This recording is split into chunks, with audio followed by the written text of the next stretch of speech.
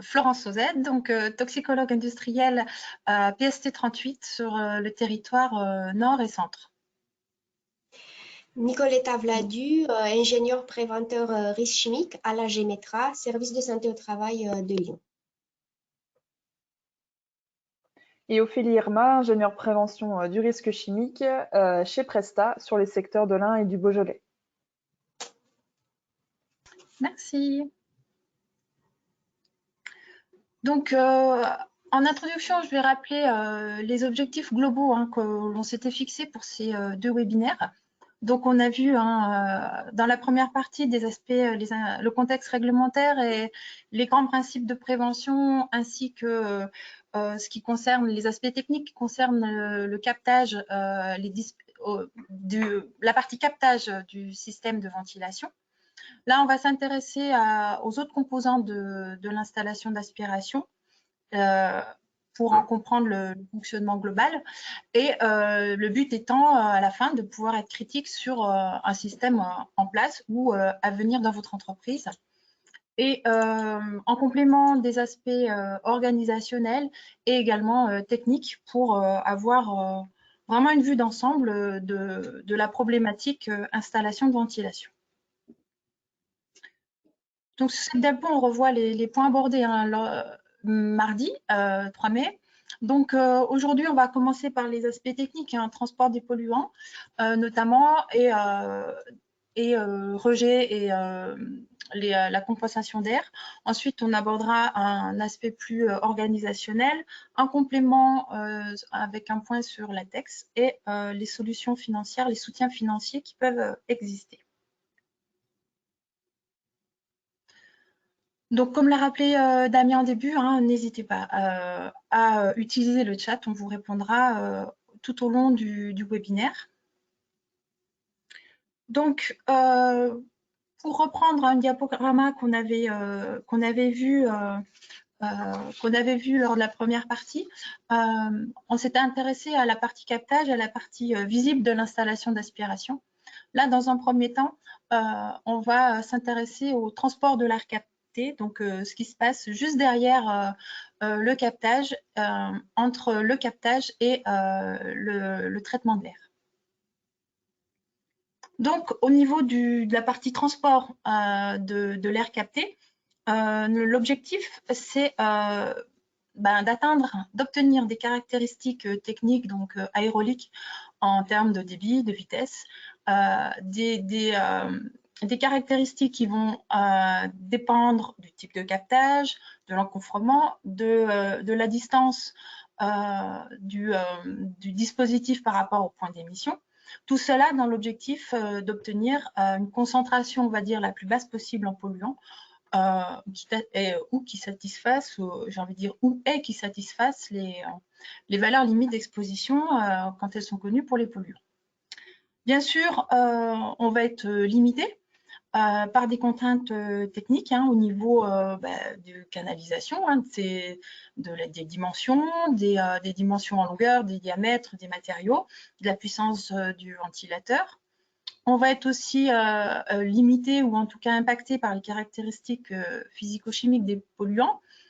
On pense notamment à la concentration initiale, à la concentration en émission, et également aux caractéristiques physico-chimiques, densité, humidité, granulométrie, corrosivité, inflammabilité.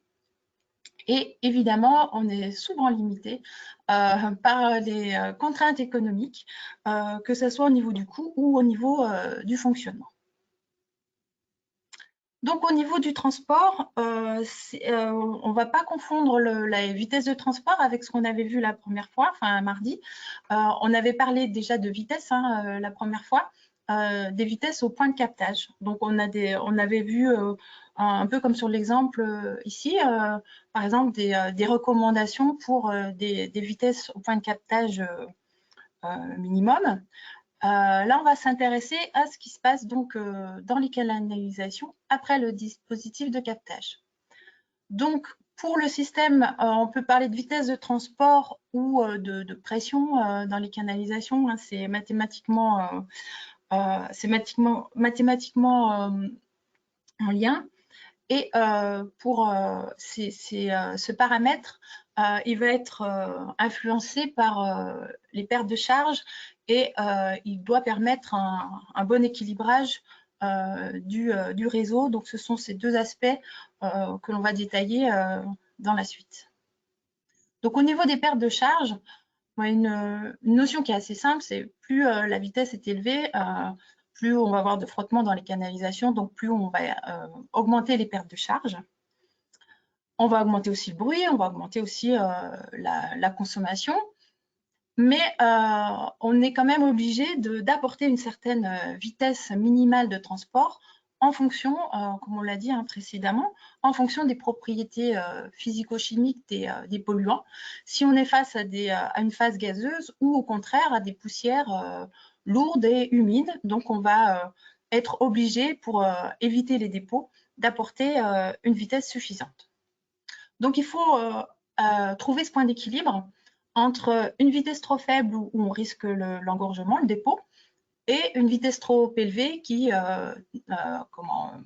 apporte des pertes de charge trop importantes qui engendrent une surconsommation quelque part. Donc, on va adapter la vitesse du polluant, la vitesse de transport au polluant. Pardon. Pour limiter également les pertes de charge, elles sont proportionnelles à la vitesse et proportionnelle à la géométrie, aux distances, aux longueurs des canalisations et à la nature de ces canalisations. Donc, on va préférer, comme sur la photo de gauche, des canalisations courtes, le plus courtes possible, et en dur, plutôt que des flexibles longs qui font le serpent au sol et qui engendrent de fortes pertes de charge ou des coudes également. Donc, pour reprendre un exemple et faire le lien avec la première partie, on avait étudié cette opération de découpe de bois. Donc, on avait identifié le système de captage en fonction de la technique et on s'était posé donc une première question sur la vitesse de captage. Donc ça, c'est ce qu'on avait vu la première fois. Donc, une vitesse au point de captage avec une valeur entre 2,5 et 10 mètres par seconde. Et dans le cas des poussières de bois, on va avoir une autre caractéristique au niveau du transport. On va avoir une vitesse minimum à apporter entre 18 et 20 mètres par seconde au sein des canalisations. Donc, on a vu les pertes de charge liées aux dimensions, en lien avec également la nature des polluants. Toutes les singularités d'un parcours, toutes les singularités de réseau, c'est-à-dire les changements, les coûts, les réductions, tous ces éléments engendrent des pertes de charge, mais plus ou moins selon leur géométrie, là encore. Donc, on va préférer des coudes arrondis avec un grand diamètre de courbure, plutôt que des coudes serrés. Au niveau des raccords, des changements de diamètre, on va préférer des diamètres le plus allongés possible. Et au niveau des raccords, des piquages, on va préférer des angles faibles. Donc, on va éviter les variations multiples et, à contrario, donc, les angles droits. Donc, tous ces éléments sont rappelés notamment dans la brochure INRS ED 695. Et le deuxième point sur lequel on voulait insister sur le transport et les canalisations, c'est l'équilibrage du réseau, surtout dans le cas où on est avec un réseau complexe. Donc, on a identifié 4 points importants. Tout d'abord, manœuvrer les volets avec un outil pour éviter les manœuvres non voulus ou en tout cas qui ne sont pas contrôlés vraiment et qui peuvent le déstabiliser progressivement. Essayer de mettre en place un circuit donc avec une assez grande souplesse, donc une gamme de débit la plus large possible. Prévoir du temps quand on modifie la configuration du système, prévoir du temps pour que les vitesses dans toutes les branches s'équilibrent. Et c'est d'autant plus vrai que le réseau est compliqué et avec des branches multiples. Et donc, deux autres points à vérifier un peu au quotidien, justement la position des volets, vérifier qu'ils soient dans la position de la configuration souhaitée, vérifier qu'il n'y a pas d'usure ou d'engorgement au niveau des volets. Et un autre point plus global, vérifier l'étanchéité du réseau. Donc, si on reprend ces éléments d'une façon plus schématique, on a un réseau complexe avec deux branches principales. Si on décide, voilà, pour s'adapter à l'activité de couper la branche orange, si on ne fait rien, s'il n'y a pas d'ajustement, tout le débit est reporté sur la branche bleue. Donc, c'est un changement qui peut impacter les conditions de travail. Donc, c'est l'ajustement au débit dans la branche qui reste et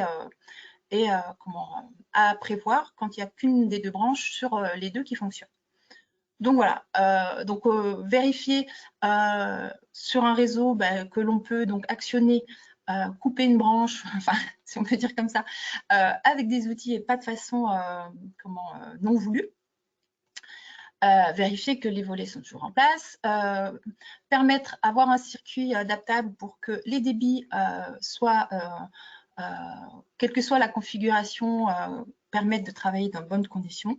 Vérifier également l'étanchéité du réseau donc, sur l'ensemble et prévoir du temps au changement de configuration d'un système. Et plus il est complexe, plus ce temps risque d'être long.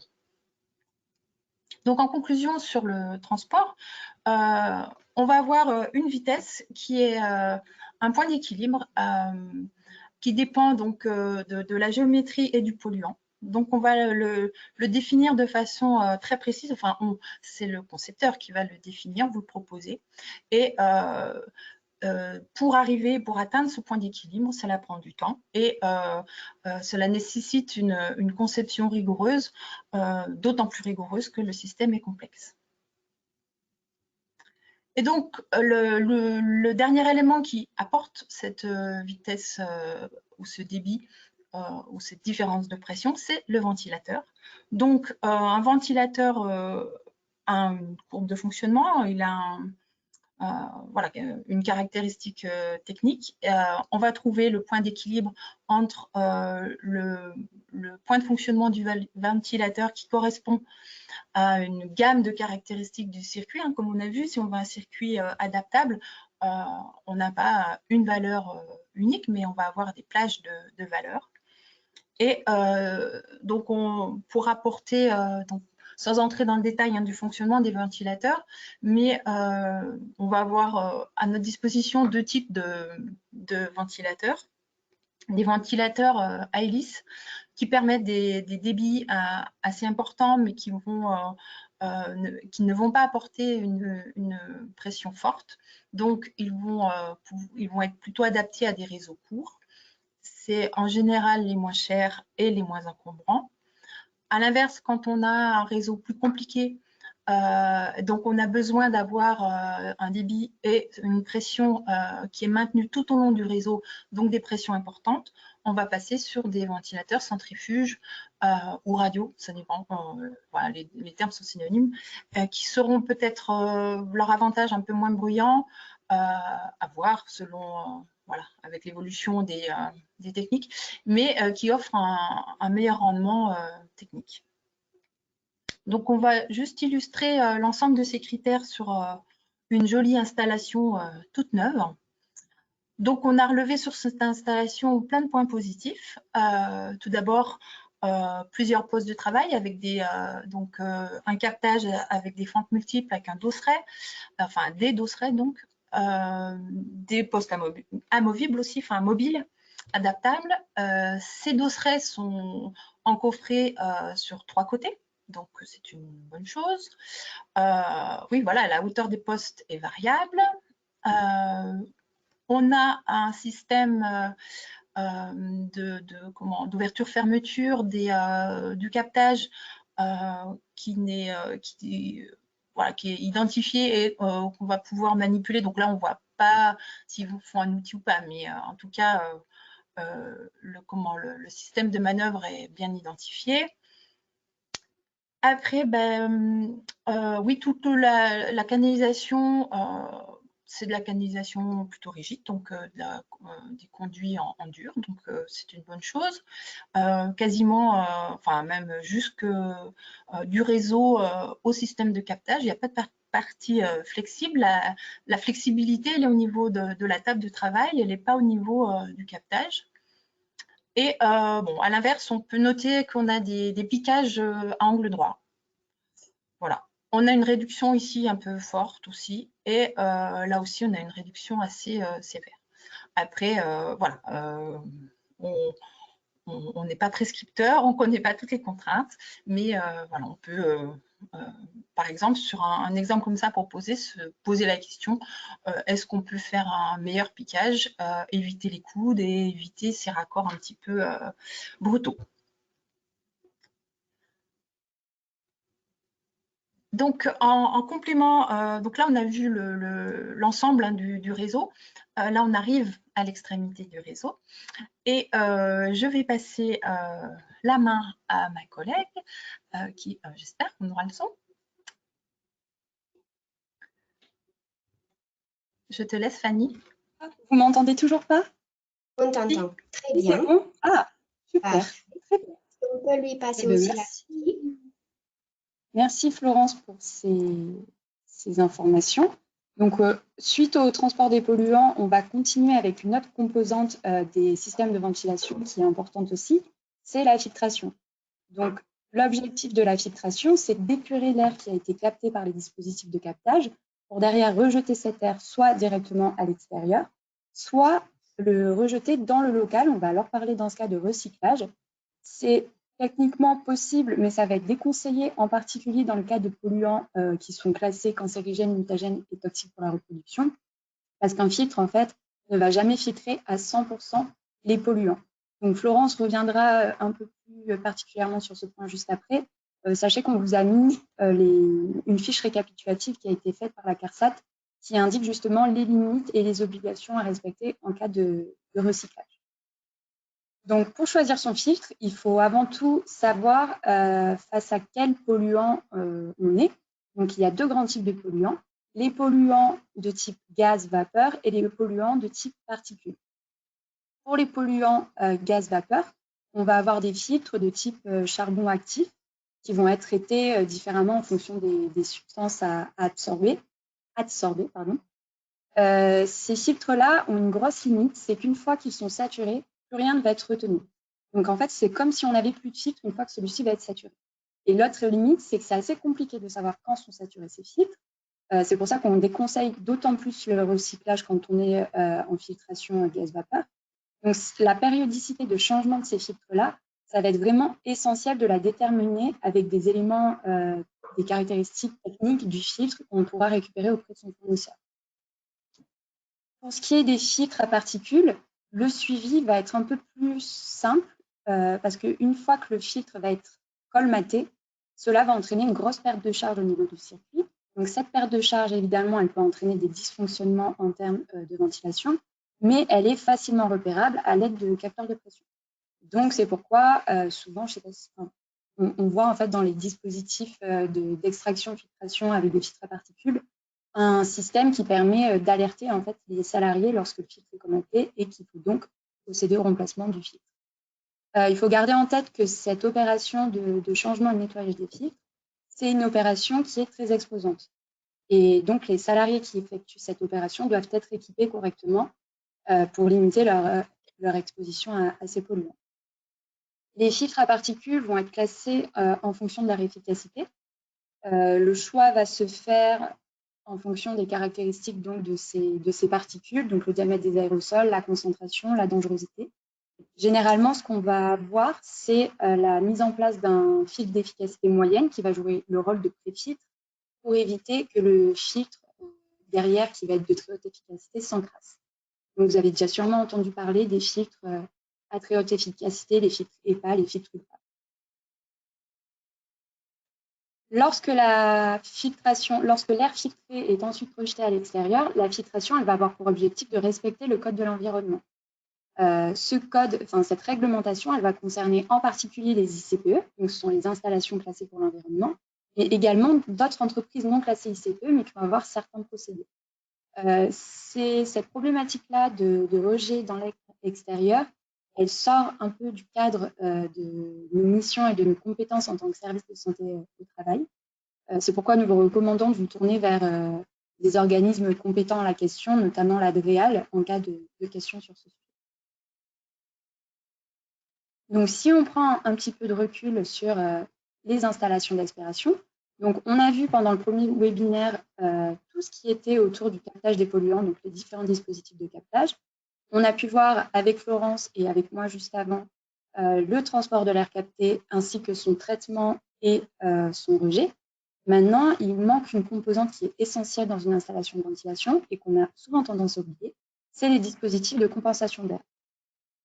Donc, cet apport d'air, il va être obligatoire et nécessaire techniquement pour s'assurer de l'efficacité du captage à la source, parce qu'il va falloir compenser cet air qui a été capté, et obligatoire également dans un but d'apport d'air neuf pour les occupants, c'est-à-dire à amener finalement assez de dioxygène pour les occupants du local. Encore une fois, j'insiste sur ces notions, mais ce qui est décrit comme air neuf par le Code du travail, c'est l'air qui est pris à l'air libre hors des sources de pollution. À ne pas confondre donc avec l'air recyclé, qui est un air qui a été pris et réintroduit dans un local après filtration. Donc l'air recyclé pourra potentiellement répondre aux besoins techniques de compensation d'air extrait, mais ne répondra jamais à l'apport d'air neuf pour les occupants. Donc, le Code du travail définit des valeurs de référence pour les locaux à pollution non spécifique. Donc, pour rappel, les locaux à pollution non spécifique, ce sont des locaux où la pollution est liée à la seule présence humaine. Donc, par exemple, un bureau. Ces valeurs de référence, vous les retrouvez dans le tableau sur cette slide. Et pour les locaux à pollution spécifique, il n'y a pas de valeurs de référence qui sont indiquées. Et ça, c'est assez logique parce qu'en fait, il faut d'abord calculer finalement la quantité d'air qu'il faut pour compenser l'air qui est extrait par nos dispositifs. Mais cette valeur, dans tous les cas, ce débit ne peut pas être inférieur au débit annoncé pour les locaux à pollution non spécifique. Donc, quand on parle de l'intérêt technique de l'apport d'air, souvent, c'est assez dur à appréhender, en fait, cette perte d'efficacité en cas de manque d'apport d'air. C'est pourquoi je voulais vous montrer une petite vidéo qui a été faite par l'INRS pour illustrer ce principe-là. Je lance la vidéo. Ah. Florence, tu arrives à la lancer de ton côté? Oui, je vais essayer. Ah, ça marche comme... C'est pas grave, c'est pas grave. Dans le support, les participants vont trouver le lien vers où on peut envoyer la vidéo. Oui, on peut envoyer la vidéo. Ah, on n'a plus le son, Fanny. Fanny. Vous n'avez plus le son? Maintenant, ça va. Tu es revenue. Donc oui, je vous invite à regarder de manière générale ces vidéos de l'INRS. Ils ont fait des petites vidéos pour illustrer tous les principes généraux de ventilation qu'on vous a énoncés lors du premier webinaire. Donc n'hésitez pas à aller voir ces vidéos.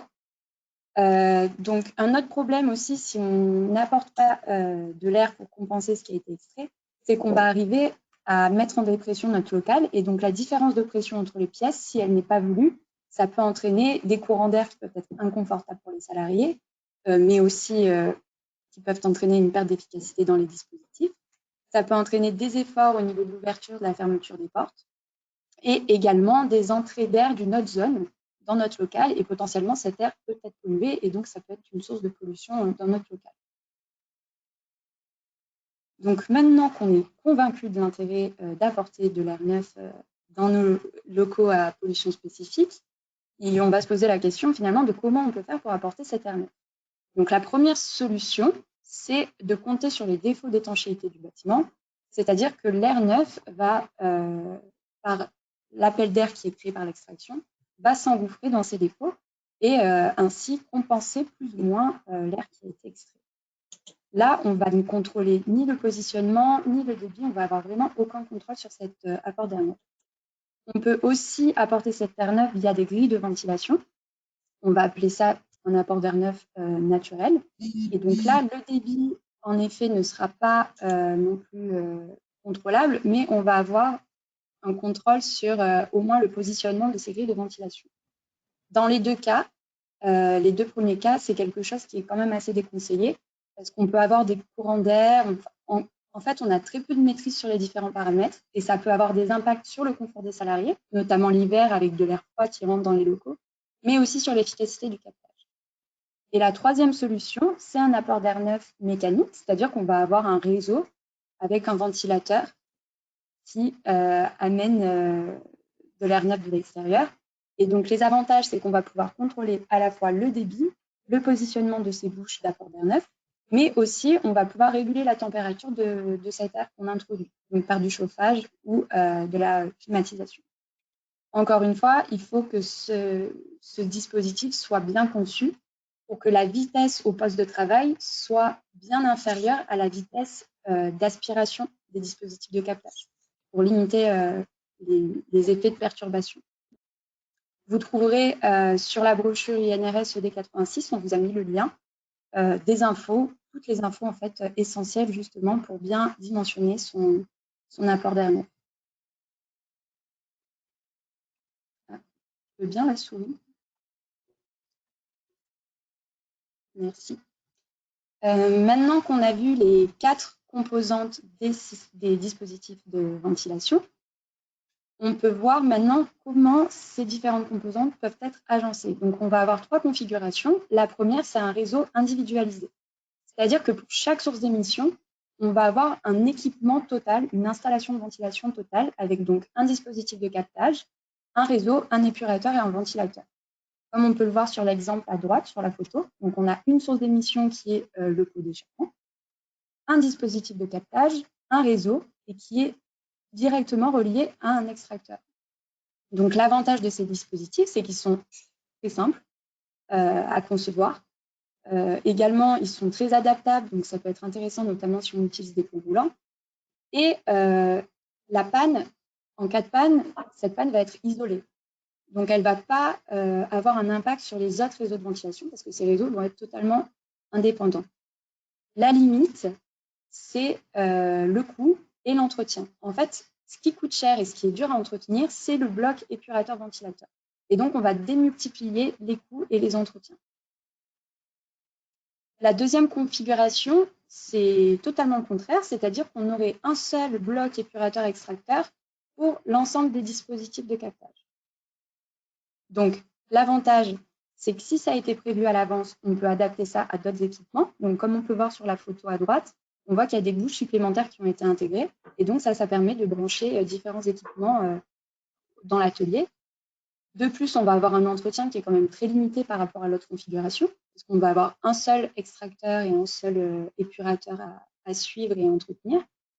Par contre, les limites, c'est que la conception est souvent très complexe et coûteuse.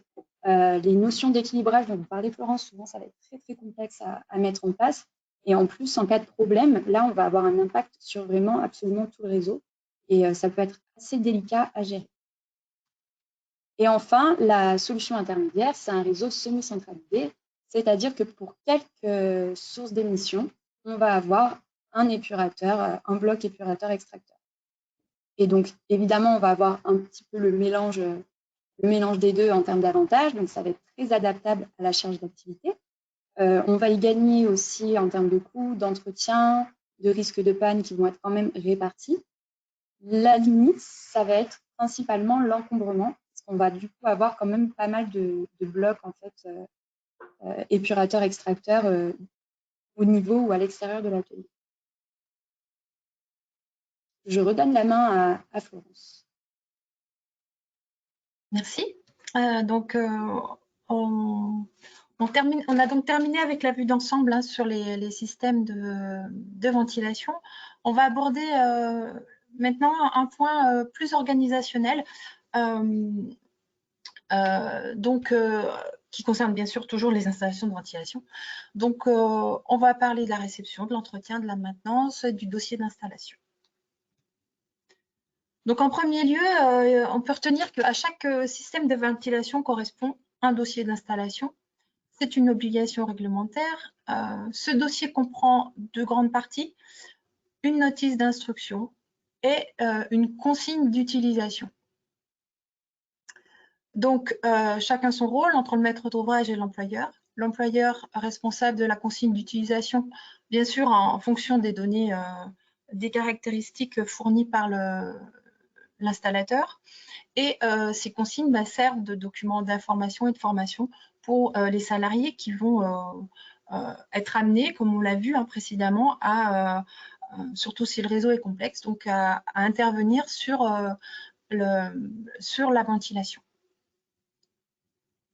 Donc, en ce qui concerne la notice d'instruction, elle contient une description des installations, les caractéristiques techniques, les éléments de conduite de l'installation.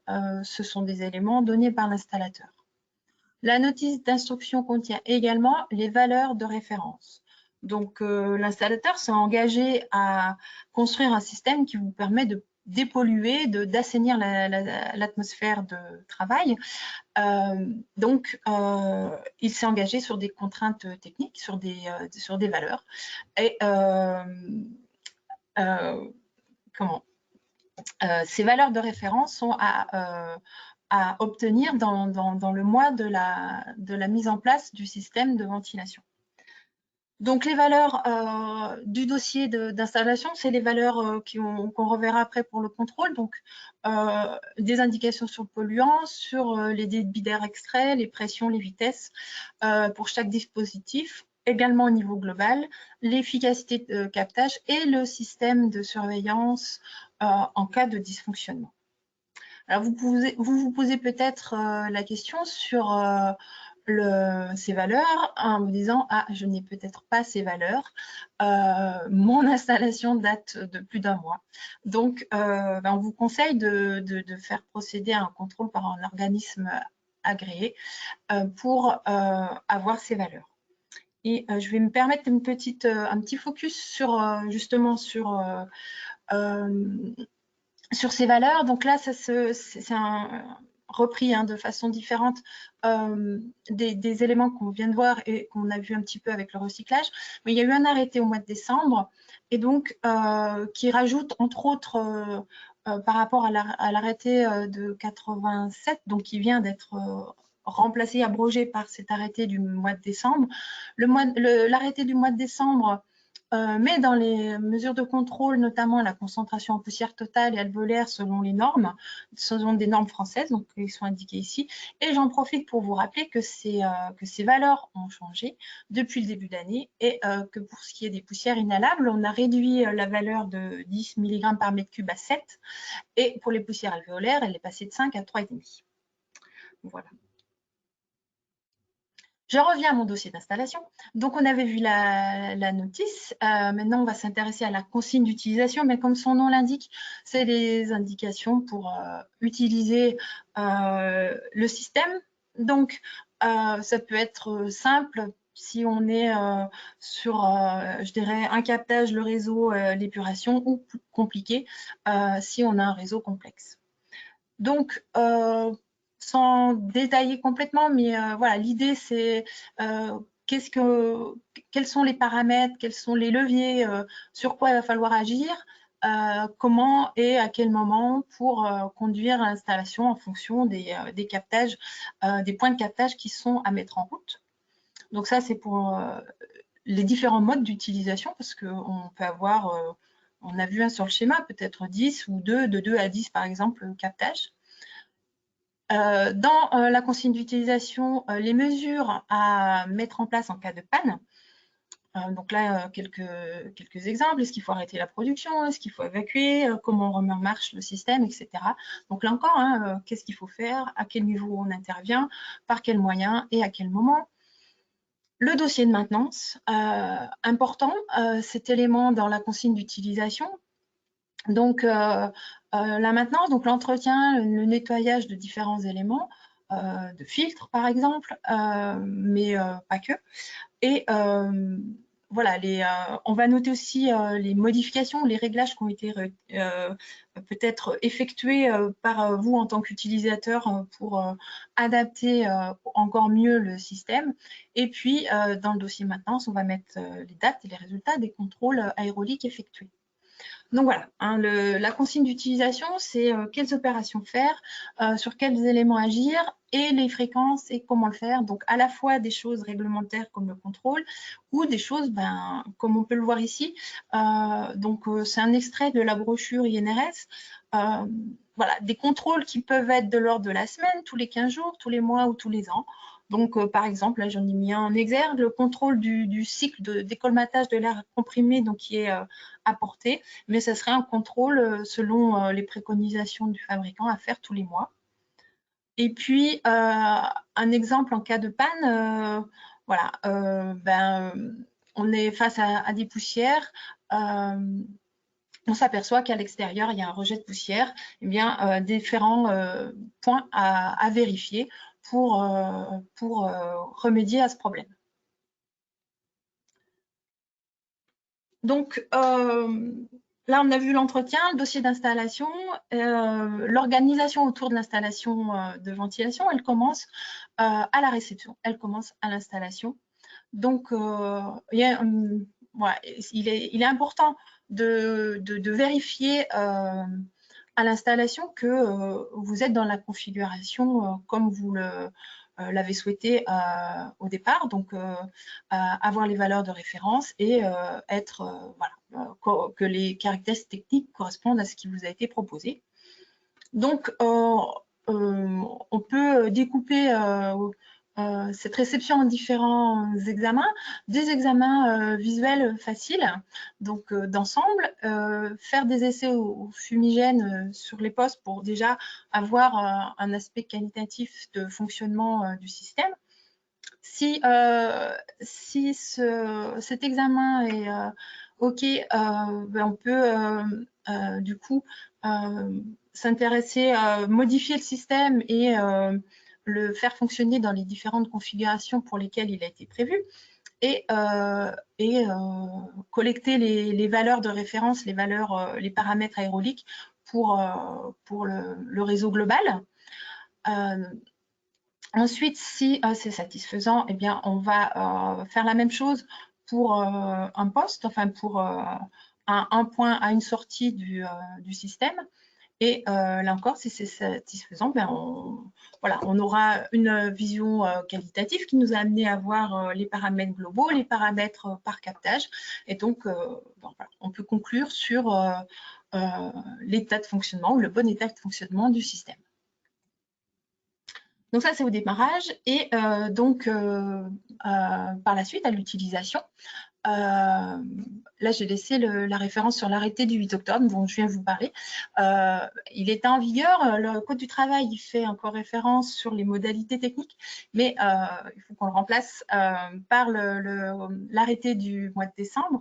Donc, l'intérêt du contrôle, c'est de vérifier, de vérifier que le système est toujours efficace, de comparer donc par rapport à ses performances initiales et par rapport à ce qui est dans la notice d'instruction. Et avant que le problème n'arrive, de mettre en évidence d'éventuelles variations. Donc, le contrôle est fait par un organisme agréé sur certains points et il fait donc référence à l'arrêté du mois de décembre pour plus de détails. Un petit point encore sur les éléments de contrôle, donc sur ces systèmes d'installation. Donc, des examens de l'état de certains, tout n'est pas mesurable. Certains points comme les conduits, les ventilateurs, les filtres, les points de captage, c'est de l'examen visuel qui peut être fait. Ensuite, on retrouve les mesures des paramètres aérauliques, des débits global extrait, des pressions ou des vitesses dans les points de l'installation. Et puis, à noter également, s'il y a recyclage, dans certaines conditions, ces contrôles sont à faire tous les 6 mois.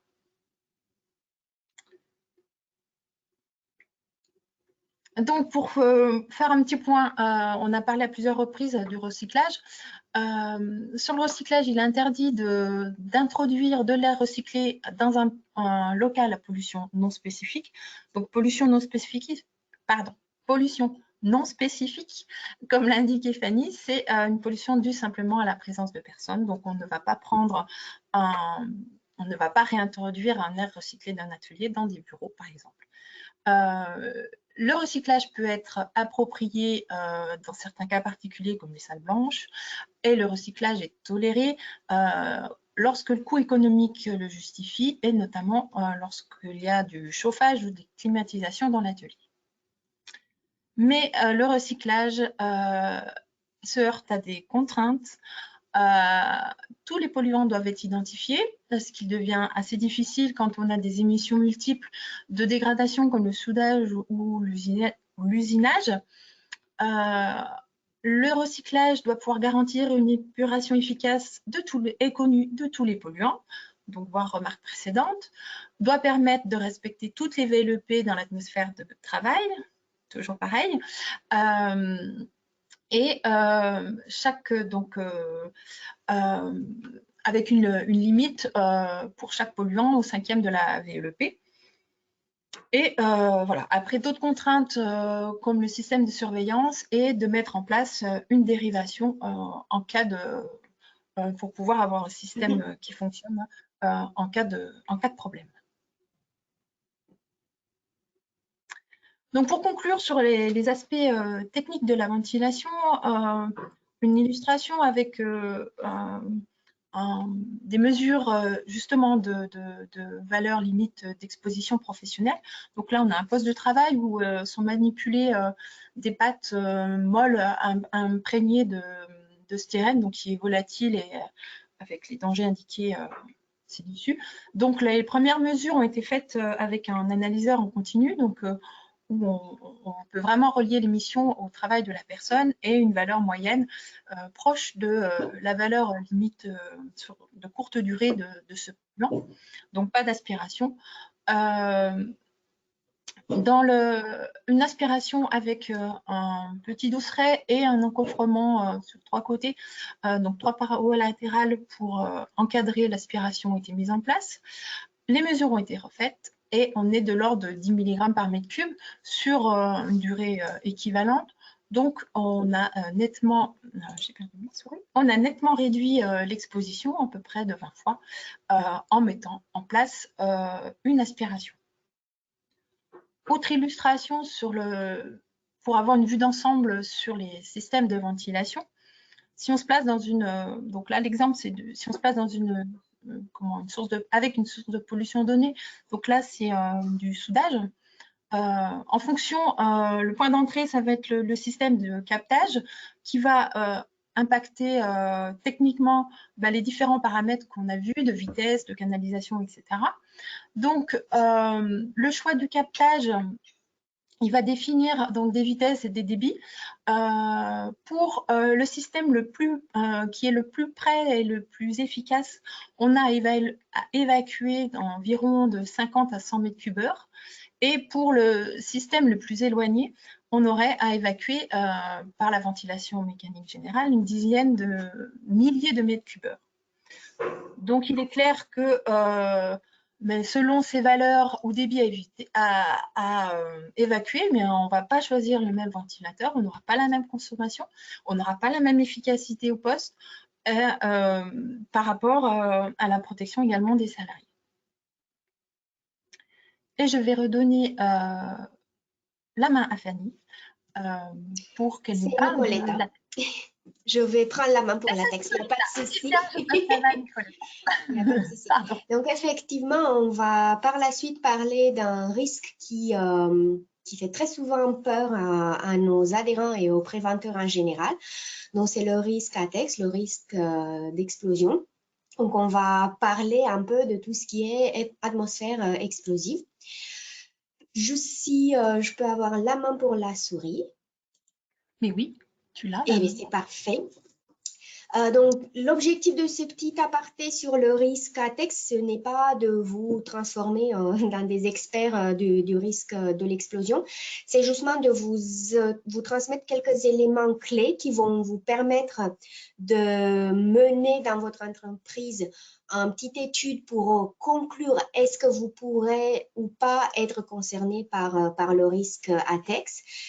Et on va vous donner aussi quelques éléments, quelques informations pour, si dans le cas où vous êtes concerné par le risque ATEX, dans les cahiers des charges, dans les installations de ventilation, vous devez avoir des éléments qui sont adaptés justement à ce risque ATEX. Et donc, on va vous présenter, on va vous donner quelques éléments sur quels sont ces éléments, quels sont ces dispositifs, quel est le type de marquage auquel ces dispositifs doivent répondre.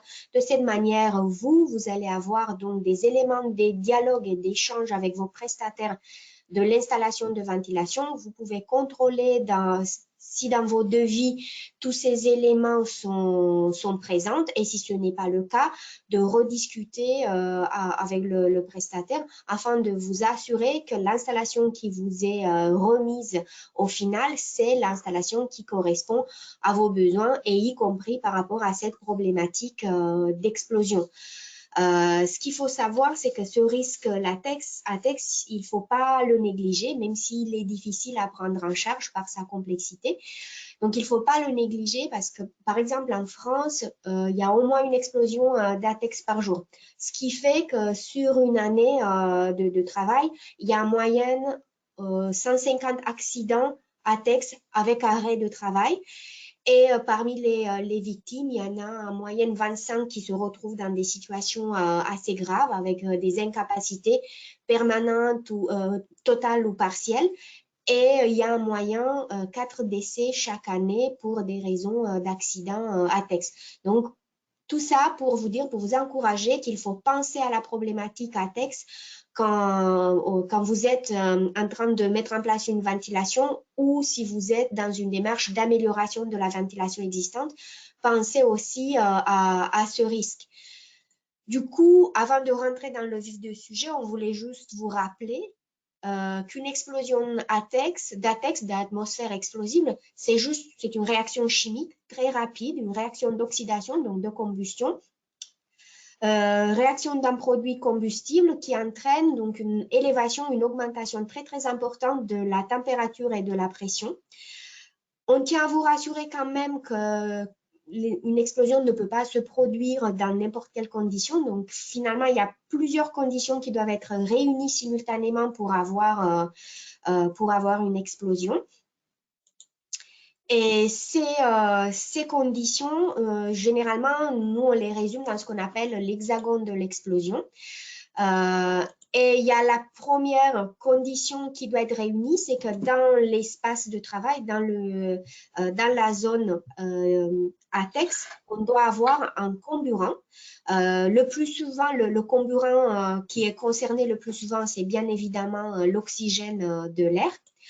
Après, on doit avoir une deuxième condition, c'est-à-dire présence dans l'air, dans la zone de travail des produits combustibles. Et ces produits combustibles peuvent être soit des gaz, par exemple le méthane, ou si vous avez des bonbonnes de propane. Vous pouvez avoir produits combustibles du type vapeur ou aérosol. Par exemple, vous avez un poste de travail où vous faites du dégraissage des pièces métalliques à base de l'acétone. Où vous avez une activité de transvasement d'essence. Donc, les vapeurs d'essence, les vapeurs d'acétone peuvent créer une atmosphère ATEX.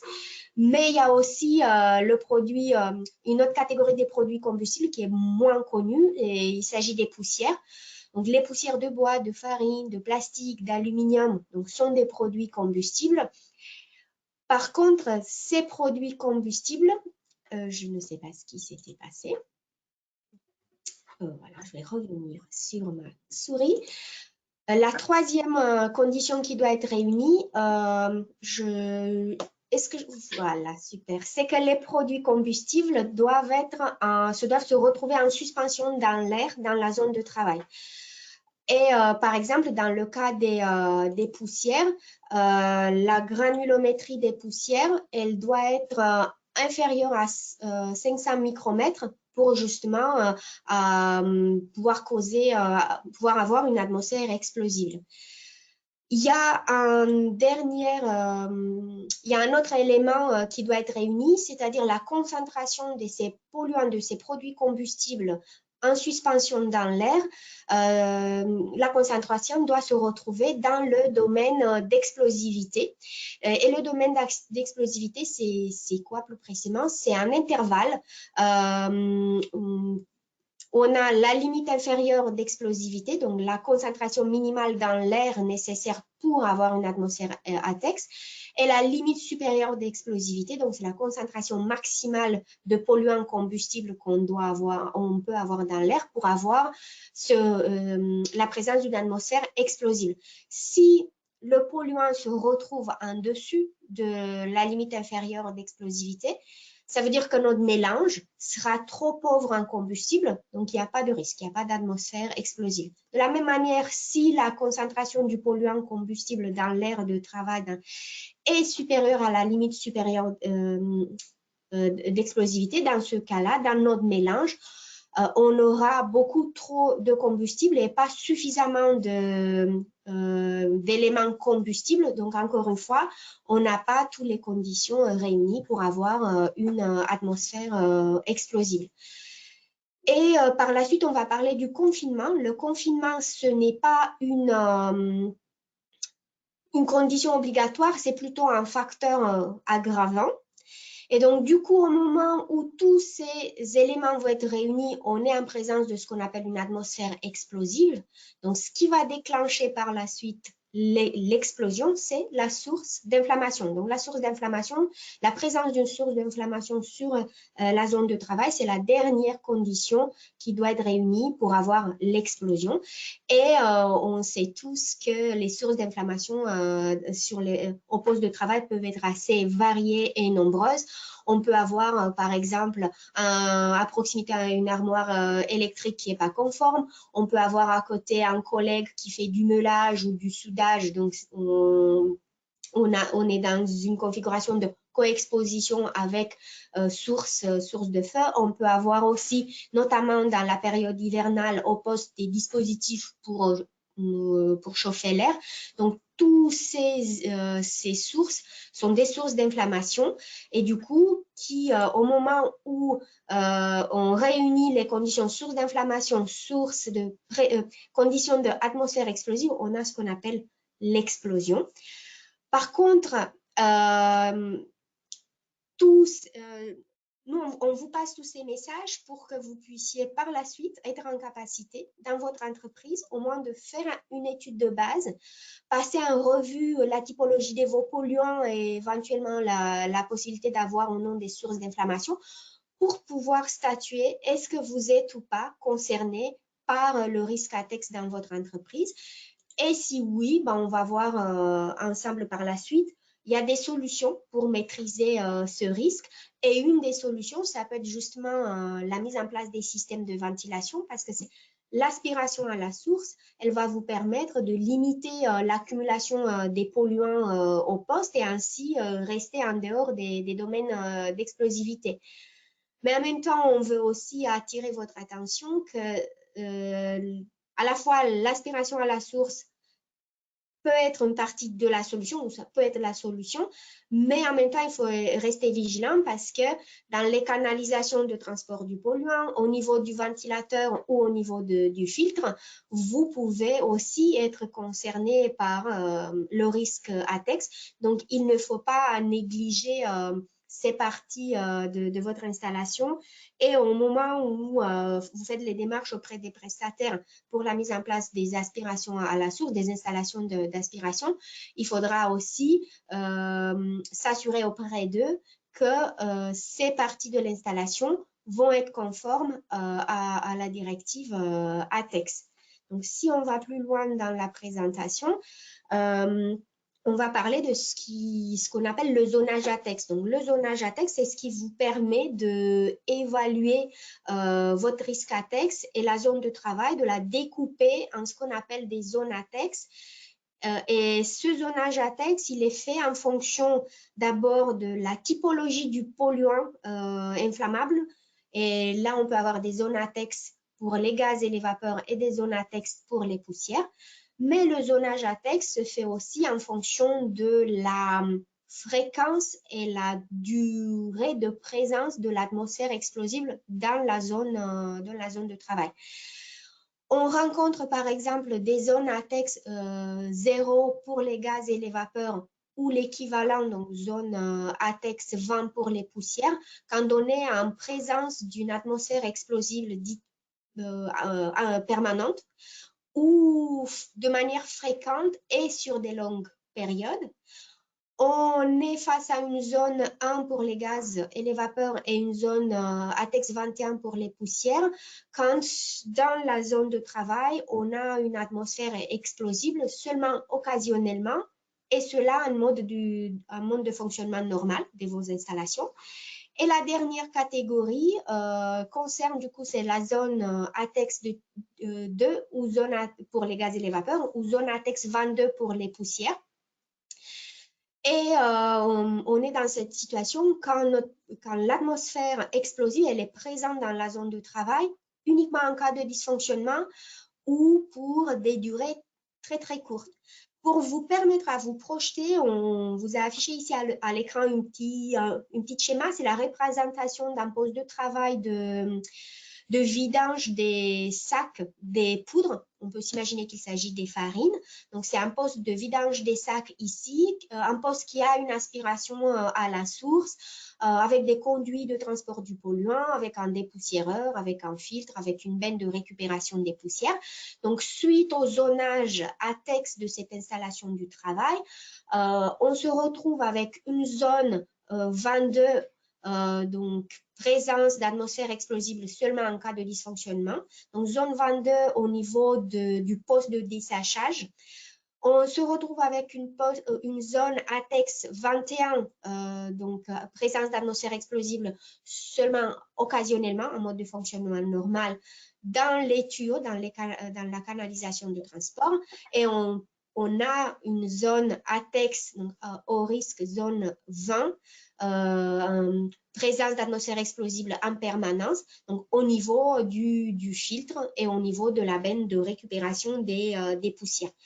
Donc, c'était un exemple juste pour vous permettre de visualiser, de mieux comprendre cette notion de zonage. Et on vous donne un deuxième exemple par rapport à, tout à l'heure on était sur un exemple sur le zonage pour un polluant de type poussière. Dans l'exemple ci-après, on parle d'un zonage ATEX en lien avec un polluant de type gaz et vapeur. Et on peut prendre cet exemple qui est donné par l'INRS où on peut s'imaginer, c'est une entreprise qui mélange dans des réacteurs ouverts des liquides inflammables légèrement volatiles à température ambiante. Donc du coup, comme il y a une évaporation du produit inflammable, toute la zone autour du réacteur va être une zone classée donc ATEX Z1, donc occasionnellement en fonctionnement normal. Mais on voulait aller plus loin dans l'exemple et vous montrer qu'en changeant de procédé ou en mettant en place des solutions techniques, on peut changer le zonage au poste du travail. Donc, par exemple, au lieu de faire le malaxage, le mélange de ces produits inflammables dans un réacteur, disons, de 10 litres, on peut passer sur une série de mini-réacteurs, donc pas ouvertes, mais fermées. Du coup, autour de ces malaxeurs, autour de ces réacteurs, le zonage va changer et on peut passer d'une zone ATEX 1 à une zone ATEX 2. Donc, atmosphère explosible seulement en cas de dysfonctionnement. Donc, ça, c'était pour vous rassurer que des solutions techniques existent pour maîtriser, pour réduire le risque ATEX. Et si on continue dans la lignée des exemples, on peut vous parler par exemple d'une activité de projection de peinture inflammable et volatile par pistolet dans une carrosserie automobile, par exemple. Du coup, dans la zone d'application de la peinture, on sera sur une zone ATEX 0, donc atmosphère explosible permanente. Si on a le cas, par exemple, d'un local de stockage des produits chimiques, dont certains inflammables et volatiles, ben, le zonage ATEX pour ce local, ça va être plutôt une zone 2, donc présente atmosphère explosive seulement en cas de dysfonctionnement, par exemple, s'il y a un déversement de produits liquides. Et juste un dernier exemple, ça peut être par exemple le cas d'un silo pour le stockage de la farine. Donc, dans la zone haute du silo, dans la zone d'alimentation du silo en farine, on a une zone ATEX 20, donc atmosphère explosible en permanence. Puisqu'on parlait tout à l'heure des solutions pour maîtriser, pour réduire le risque ATEX, sachez que des solutions existent aussi pour votre installation de ventilation, pour laquelle on disait tout à l'heure qu'elle peut être concernée par le risque ATEX. Donc, il y a tout d'abord la mise à terre des machines, parce que ça va vous permettre d'éviter l'accumulation des charges électrostatiques. Donc, du coup, vous réduisez la probabilité d'avoir une source d'inflammation. Rappelez-vous, la source d'inflammation, c'était une condition dans l'hexagone de l'explosivité. Autre solution technique que vous devez du coup mettre en place si pour une installation de ventilation, aspiration pour des produits inflammables, c'est de prêter attention aux matériaux des gaines pour le transport du polluant. Là encore une fois, vous devez opter plutôt pour des matériaux qui sont conducteurs, pour lesquels on ne va pas avoir une accumulation de charges électrostatiques, et c'est pour la même raison que tout à l'heure, donc pour éviter la création d'étincelles et ainsi éviter d'avoir des sources d'inflammation.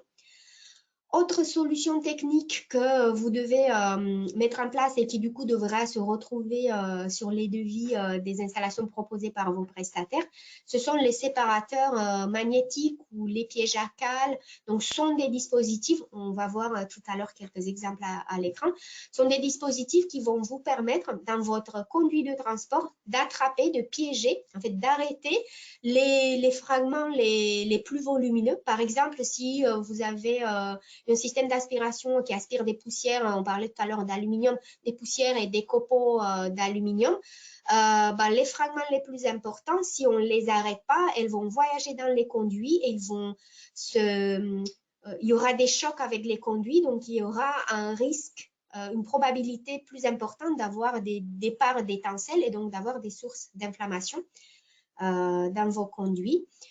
Autre solution, c'est tout ce qui est dispositif de découplage ou par exemple les dispositifs de type clapet coupe-feu.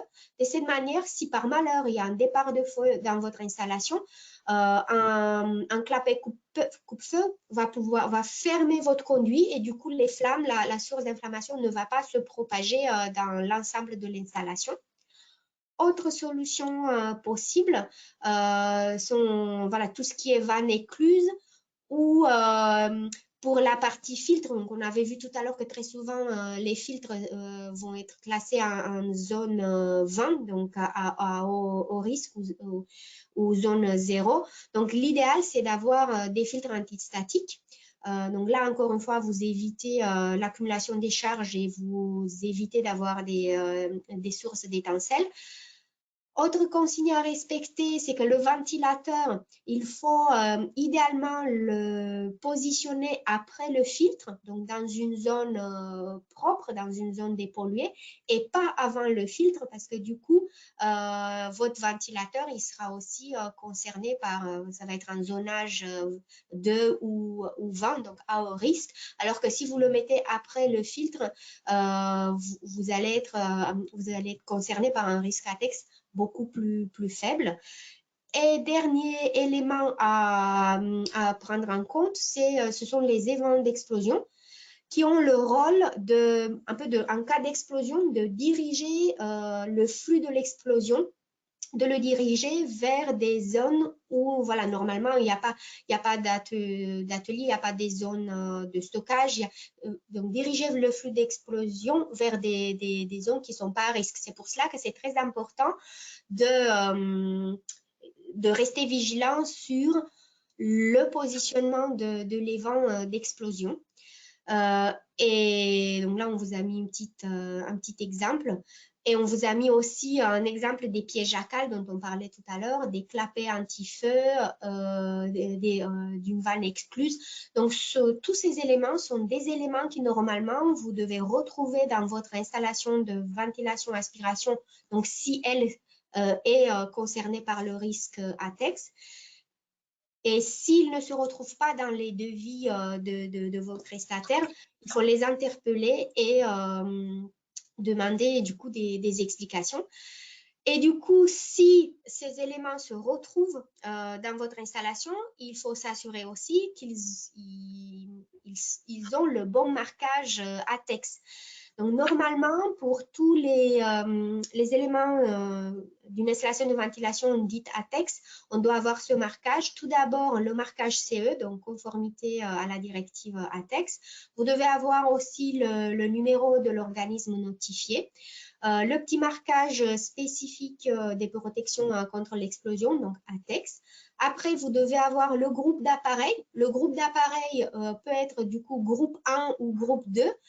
Groupe 1, c'est tout ce qui concerne les mines et les industries extractives. Et groupe 2, c'est tout le reste. Vous devez avoir du coup la catégorie. La catégorie qui est, bon là c'est un peu difficile. Catégorie 1 pour toutes les zones ATEX, pour tous les appareils qui vont être positionnés dans une zone ATEX 0 ou une zone ATEX 20, donc au risque, atmosphère ATEX permanente. Catégorie 2 pour tous les appareils se retrouvant dans les zones ATEX 1 ou zone ATEX 21, donc atmosphère explosible présente de manière occasionnelle. Et catégorie 3 pour tous les zones ATEX 2 ou zone ATEX 22. Donc, tous ces éléments doivent se retrouver sur des équipements de votre installation de ventilation dite ATEX. Et là, on a pris un exemple concret. C'est l'exemple d'une sonde de niveau, donc élément technique qui se retrouve généralement positionné au niveau des dépoussiéreurs et des bennes de récupération des poussières inflammables. Et là, si on regarde le marquage, on voit bien qu'on a le marquage CE, on voit bien le numéro d'enregistrement de l'organisme notifié. On voit bien le groupe d'appareils, donc groupe 2, donc pour tout ce qui est, comme on disait tout à l'heure, industrie de surface. On a la catégorie, donc catégorie 1, donc ce qui correspond donc à une zone ATEX 20. Et on a le petit D, ah oui, j'ai oublié de vous expliquer. Le petit D, c'est le type de polluant. Donc, D, c'est pour dust, pour poussière. Et G, ça va être pour tout ce qui est gaz et vapeur.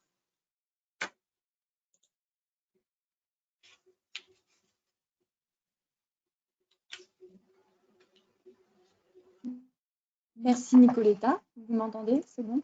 Très bien.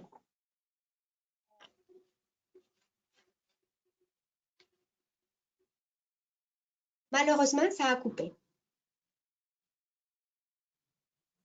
Non.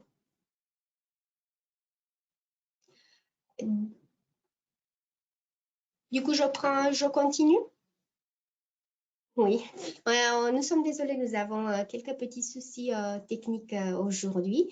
Donc, on va continuer ensemble sur la partie aide financière et technique dont vous pouvez bénéficier. Je vais essayer de voir si ma souris est coopérante. Eh bien oui. Donc, sachez que pour mettre en place des systèmes d'aspiration de ventilation à la source, vous pouvez disposer de 2 catégories d'aide financière. Donc, il y a ce qu'on appelle les contrats de prévention. Et la deuxième catégorie d'aide financière possible, ce sont les subventions de prévention. Donc, ce sont des aides financières qui sont octroyées par l'assurance maladie pour aider les petites et moyennes entreprises. Les contrats de prévention sont des aides qui peuvent être attribuées à des entreprises qui ont moins de 200 salariés. Ce sont des aides financières qui sont négociées du coup dans le cadre de la CNO signée par chaque secteur d'activité. Une CNO, c'est une convention nationale d'objectifs, donc qui est signée entre l'assurance maladie et les différentes branches professionnelles. Ce sont des aides qui ne concernent pas seulement la prévention du risque chimique. Vous pouvez les utiliser aussi pour mettre en place de la prévention pour les TMS, pour les RPS. Et ce qui est très intéressant, c'est que ce type d'aide peut vous permettre de financer 70% de votre investissement dans la prévention. Après, en ce qui concerne les subventions les subventions de prévention, elles sont du coup octroyées aux entreprises qui ont moins de 50 salariés. Les aides, ces subventions peuvent être différentes en fonction du secteur d'activité, en termes notamment de dispositifs de prévention qui peut être financé, donc c'est caractéristique au secteur d'activité.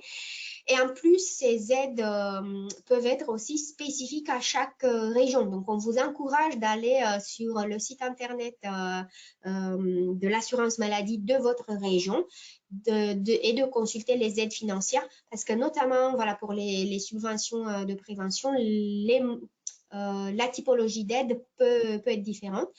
Les montants qui sont pris en charge sont légèrement plus faibles que les montants des contrats de prévention, donc sont plafonnés du coup les aides financières de type subvention à 25 000 euros. Il y a bien évidemment des conditions d'éligibilité qu'il faut vérifier là encore une fois sur le site de l'assurance maladie.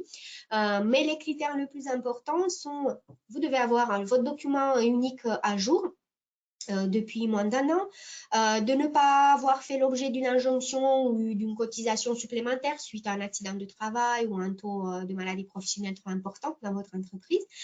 Et il faut avoir un code de risque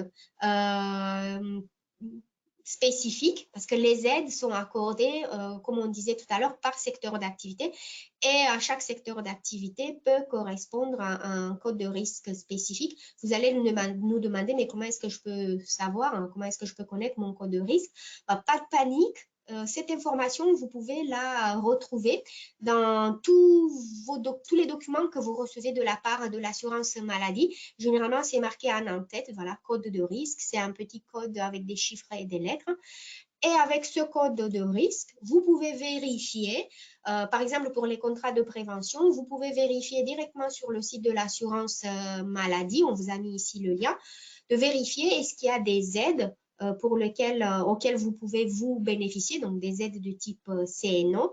Et si vous ne vous débrouillez pas avec le site de l'assurance maladie, parce que parfois ça peut être assez compliqué, nous, on vous transmettra aussi un tableau Excel qui est juste une transposition de la base de données qui est sur le site Amélie. Tableau Excel où vous pouvez faire un filtre dans la colonne code de risque, vous notez votre code de risque, et derrière, l'outil Excel va vous afficher en automatique est-ce qu'il y a une aide qui vous concerne. Vous appuyez sur le petit lien correspondant et le document de présentation de l'aide financière va s'ouvrir à vous. Donc, ce tableau Excel, on va vous le transmettre après le webinaire avec le support du webinaire. Donc, si on veut rentrer un peu, donc ça, c'était l'information sur les CNO. Donc, on vous laisse vérifier par code de risque. Maintenant, en ce qui concerne les aides de type subvention, nous avons répertorié 6 subventions qui sont en lien avec la ventilation et l'aspiration. Il y a tout d'abord l'aide financière Air Bonus qui permet du coup, qui va vous financer la mise en place des aspirations à la source pour protéger vos salariés contre les émissions des moteurs diesel. C'est pour ça que les entreprises éligibles pour cette aide sont seulement les garages ou les centres de contrôle technique. Et les dispositifs qui peuvent être financés sont soit les systèmes d'extraction soit les systèmes d'extraction qu'on peut brancher directement sur les pots d'échappement, ou sinon les cabines installées pour les centres de contrôle de poids lourds, qui sont des cabines ventilées. Après, le deuxième aide, c'est l'aide propreté, donc qui sont auxquelles peuvent faire appel toutes les entreprises du régime général. Et généralement, c'est pour financer des aspirateurs à poussière pour le dépoussiérage de sol ou des aspirateurs à brosse, toujours pour le nettoyage des sols. Vous avez une catégorie un peu plus large, donc c'est la subvention Réchimique Pro pour les équipements.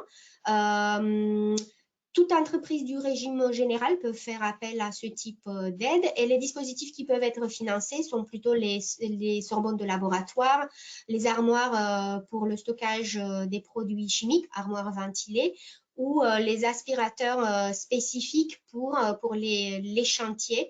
Et là, on est plutôt sur l'aspirateur de classe M ou H, donc aspirateur pour des polluants très, très dangereux.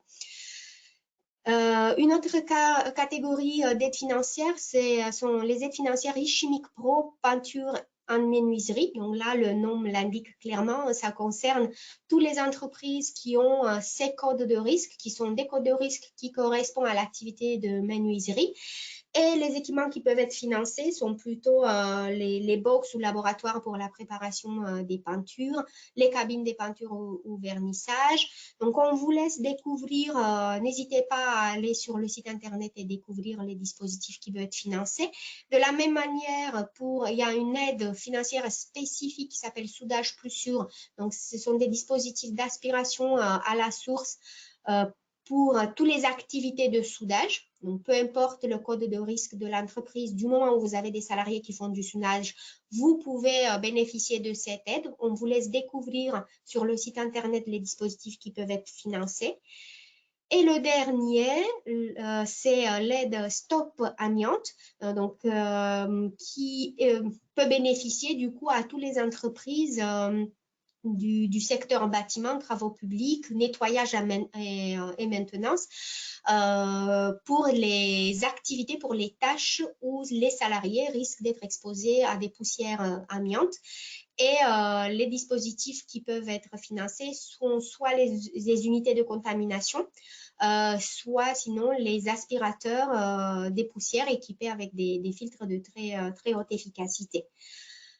Avec cela, nous avons fait le point sur ce qu'on appelle les aides financières, mais sachez que vous pouvez bénéficier aussi des aides techniques. Donc, vous pouvez être épaulé dans votre démarche de mise en place des aspirations et des ventilations.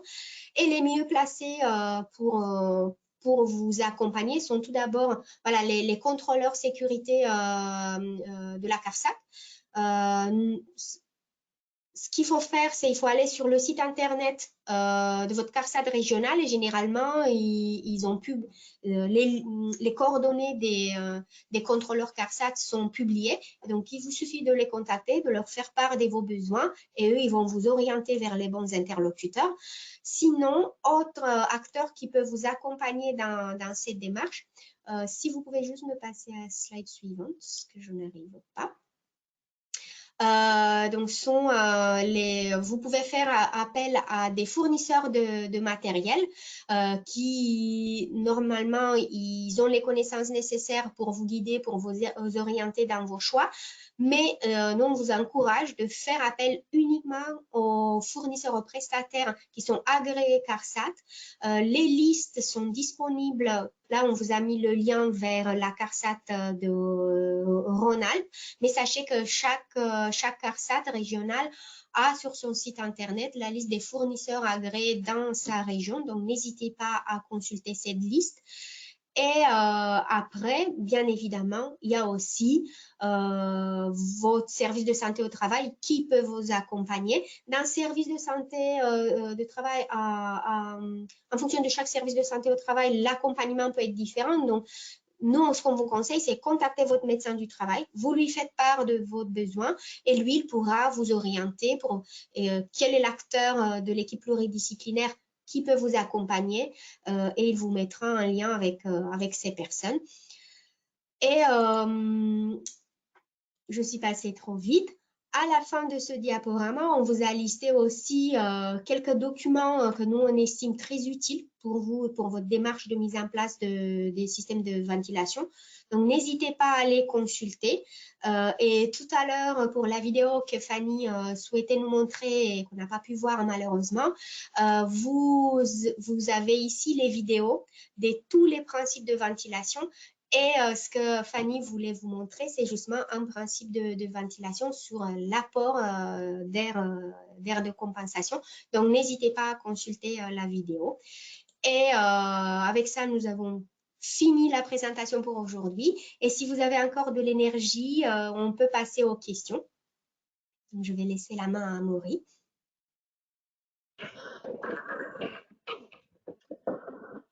Alors, on a listé donc les quelques questions. Donc, nous avons pu répondre à certaines questions directement sur l'onglet des questions. Par contre, j'ai plusieurs questions qu'on souhaiterait vous relayer, vous poser à l'oral. Première question, quel est le rôle des services de santé au travail, notamment d'un point de vue de l'appui technique, dans la vérification des vitesses de captage? Nicoletta, je te laisse répondre. Je me lance, mais n'hésitez pas à me compléter. Donc, en fonction d'un service de santé de travail, chaque service de santé au travail accompagne ses adhérents, mais l'ampleur de l'accompagnement ou la typologie d'accompagnement peut être différente d'un service de santé au travail à l'autre. C'est pour cela que le plus simple, c'est de contacter votre médecin et échanger directement avec le médecin de travail. Parce qu'il y a des services de santé au travail qui disposent du coup de matériel pour justement faire ces contrôles des vitesses d'air, de direction des courants d'air, en sachant que ça va être qu'un contrôle indicatif. Mais il y a des services de santé au travail qui peuvent ne pas offrir ce type de prestations.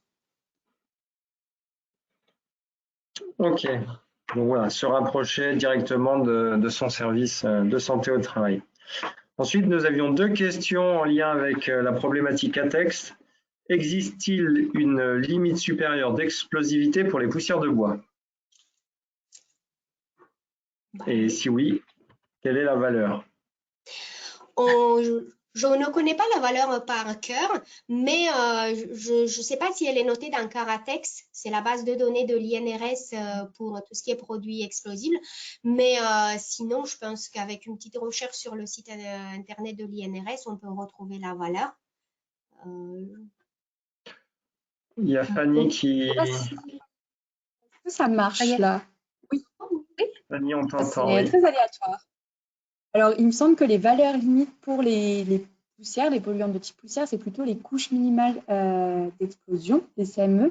Et je ne suis pas sûre qu'il y ait des couches maximales qui soient déterminées. Il me semble que c'est plus des valeurs minimales, mais de toute façon, c'est celle qui va surtout être prise en compte en fait, pour derrière déterminer si on est ou pas en zone ATEX. Et comme l'a bien dit Nicoletta, il y a la base de données Caratex sur laquelle vous allez pouvoir avoir toutes les caractéristiques en fonction du type de polluant. Ok, merci Fanny. Donc voilà, cette base de données à aller consulter. Et sinon, pareil, sollicitez-nous, on pourra vous donner cette réponse. Une question, pareil, ATEX, assez pratico-pratique. Donc, si dans une cabine de ventilation à flux vertical, si dans une cabine de peinture, on y insère une ventilation, oui, voilà, si on met en place une ventilation à flux vertical dans une cabine de peinture, voilà, rentre-t-on dans le zonage ATEX de catégorie 2, notamment en cas de dysfonctionnement de cette ventilation? Ça dépend de la peinture. Il faut que la peinture soit inflammable. Admettons que ce soit une peinture à l'eau, aérosol à l'eau. Peinture poussière à voir, peinture solvant à voir, peinture à l'eau, pas forcément. Après, je pense que la question, ce qui a été surtout voilà, le fait d'avoir cette ventilation, d'avoir un dysfonctionnement d'une ventilation, donc dans une cabine soit de peinture, soit de ponçage, c'était le fait d'avoir le dysfonctionnement de cette ventilation. Est-ce que ça va générer un classement zonage ATEX catégorie 2? Fanny veut répondre. Ça y est. Ah, mais le micro ne fonctionne pas. Ah, Il fonctionne avec ça marche toujours. Ah, c'est ça. Il y a du retard, mais il ne fonctionne toujours pas. Si, c'est Bon, bon. vas-y, on t'entend, Fanny. Donc, désolée pour ça. En fonction, alors en fait, dans toutes les brochures qu'on a indiquées au niveau de latex et que vous retrouvez dans les slides, il y en a une justement où on voit le zonage d'une cabine de peinture à flux vertical. Et donc, on voit bien, comme l'a montré Nicoletta, en fait, au niveau du pistolet, on sera toujours finalement en zone 0, évidemment, comme différence si on est dans le cas d'une peinture inflammable. Mais par contre, en effet, au niveau de la cabine, je ne retrouve pas les schémas là tout de suite, mais vous verrez qu'il y a bien une zone qui est en effet indiquée comme en catégorie ATEX en cas de dysfonctionnement. Donc, le zonage, il ne peut pas être global sur la cabine, ça va être sur différentes zones au niveau de la cabine, comme on l'a vu dans l'installation de ventilation, où sur l'installation, il y a plusieurs composantes et en fonction des concentrations qui peuvent se retrouver dans ces modules, on va avoir des zonages différents au sein d'une même installation. Mais le mieux, c'est vraiment que ces brochures INRS, elles sont vraiment super bien faites et il y a beaucoup d'exemples très concrets avec des zonages qui sont indiqués. Ok. Donc, on pourra préciser voilà, les références des brochures INRS qui reprennent la réponse spécifique par rapport à cette question.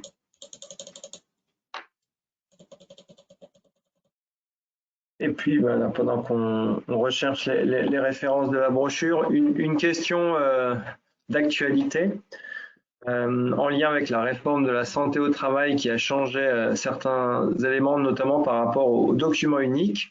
Donc, le document unique, on nous demande, ce document unique, dans sa mise à jour de moins de 1 an, est-elle toujours d'actualité pour pouvoir avoir les aides financières de la CARSAT? Donc, cette réforme, voilà, a mis obligatoire donc l'obligation tous les 1 an de faire la mise à jour du document unique pour les entreprises de plus de 11 salariés. Donc, si je suis à moins de 11 salariés, est-ce que c'est un critère qui rentre en jeu pour pouvoir bénéficier des aides financières simplifiées ou des aides financières de la CARSAT? Donc, selon ma connaissance, les critères d'éligibilité de la CARSAT n'ont pas changé suite au dernier décret de loi, mais on vous encourage à aller, on vous a mis les liens dans la présentation et vous pouvez aller en ligne, ouvrir précisément la subvention qui vous intéresse et vous avez le récapitulatif détaillé de toutes les conditions d'éligibilité. Mais il me semble que la condition par rapport au document unique n'a pas changé. D'accord. Bon, après, d'un point de vue global, hein, même si la mise à jour annuelle du document unique est obligatoire de moins de 11, il y a quand même des notions de mise à jour pour les entreprises qui auraient moins de 11 salariés pour différentes situations lors de toute décision d'aménagement important qui vont modifier les conditions de travail ou lorsqu'une information supplémentaire intéressant l'évaluation d'un risque est portée à la connaissance de l'employeur. C'est pas aussi simple, c'est pas plus de 11, moins de 11, oui ou non. Il y a quand même des situations qui font que quand on est moins de 11 salariés, il y a des mises à jour à faire de ce document unique. Alors, je sais, donc là, on a répondu à une majorité des questions. Voilà, quelques questions là, sont arrivées, je vais vous les lire hein, pour le coup en direct.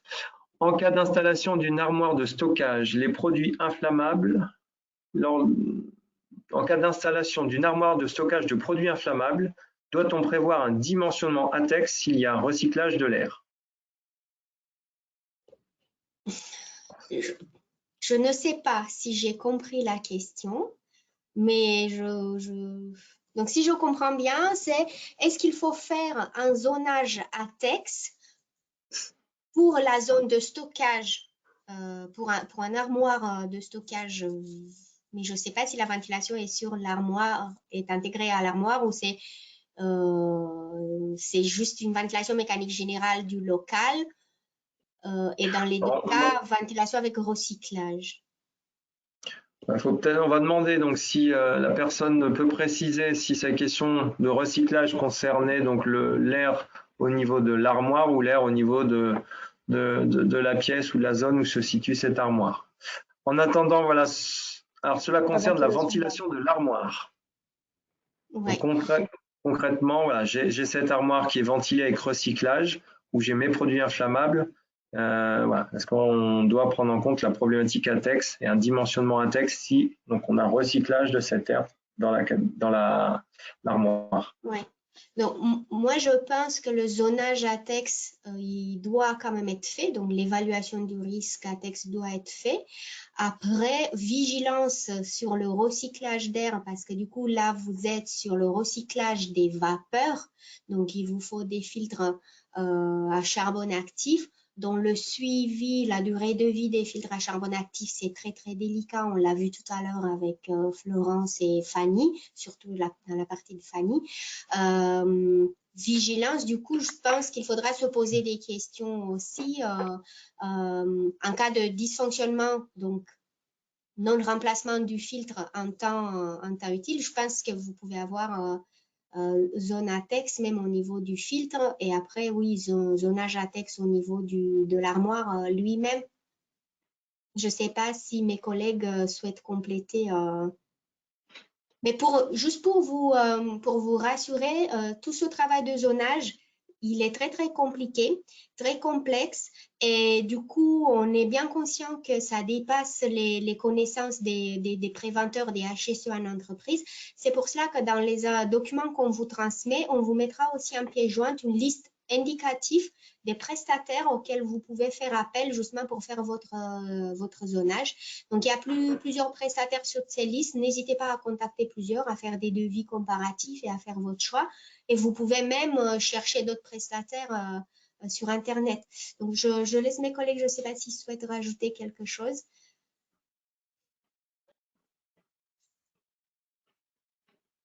Alors, j'enchaîne sur une question pareille assez concrète. Donc, je suis dans un atelier d'usinage où j'ai différentes machines d'usinage avec présence d'huile. Suite à ce travail d'usinage, je peux avoir justement une montée en concentration d'HAP, d'hydrocarbures aromatiques polycycliques, donc classés cancérogènes. Est-il possible de faire du recyclage de l'air après filtration avec filtre haute efficacité et rejet dans l'atelier, ou est-ce que tout doit être capté et avoir des rejets extérieurs? L'idéal, c'est d'avoir le captage avec rejet extérieur. Mais on sait très bien que, notamment dans les ateliers d'usinage où vous avez vous avez les pots roulants, ça peut être compliqué parfois de mettre en place du rejet extérieur. Dans certaines situations qui peuvent être bien argumentées, l'aspiration avec recyclage peut fonctionner, notamment, et là vous me corrigez si je me trompe, notamment parce que la fraction gaz et vapeur, ça ne va pas être la fraction polluante la plus importante. La fraction polluante la plus importante, ça va être la fraction gouttelette liquide, donc du coup qui va être retenue par un filtre à particules. Et le suivi des filtres à particules est beaucoup plus facile à faire parce que vous pouvez installer des alarmes de colmatage. Et du coup, quand vous avez l'alarme de colmatage, vous procédez tout de suite au changement de filtre à particules. Donc, le recyclage d'air peut être possible, mais il faut du coup être parfait en termes de alarme de colmatage, conduite à tenir en cas de dysfonctionnement, suivi de filtre. Donc, ça entraîne beaucoup des contraintes, mais ça peut être possible. C'est moins facile quand on est sur un polluant CMR, gaz, vapeur. Là, c'est un peu plus délicat. Après, c'est vrai que cette situation qui avait été identifiée, on la constate quand même très régulièrement dans les entreprises, d'avoir, notamment pour cette activité de travail des métaux, d'avoir ce recyclage après filtration. Est-ce que si je peux compléter aussi, vous pouvez mettre en place plusieurs actions. Donc, vous pouvez dire, oui, on fait le compromis technique pour partir sur du recyclage, et en même temps, on met aussi en place une démarche de suivi des HAP dans notre banc. Et comme ça, dès qu'on le taux en HAP, on détecte une augmentation du taux en HAP, bon, on vide et on nettoie les bancs. Donc, vous pouvez aussi, parfois, la ventilation à la source, c'est pas la solution unique à mettre en place. Vous pouvez aussi fusionner, mettre en place des actions complémentaires. Et là, c'est un bon exemple. Suivi des huiles de coupe et aspiration à la source avec, dans ce cas, malheureusement, recyclage, quoi.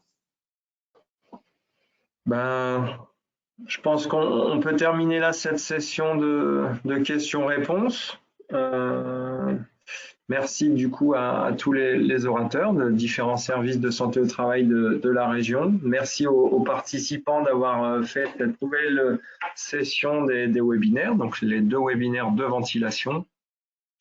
Au niveau de notre groupe, nous ferons normalement fin d'année un webinaire spécifique sur les équipements de protection individuelle en lien avec le risque chimique.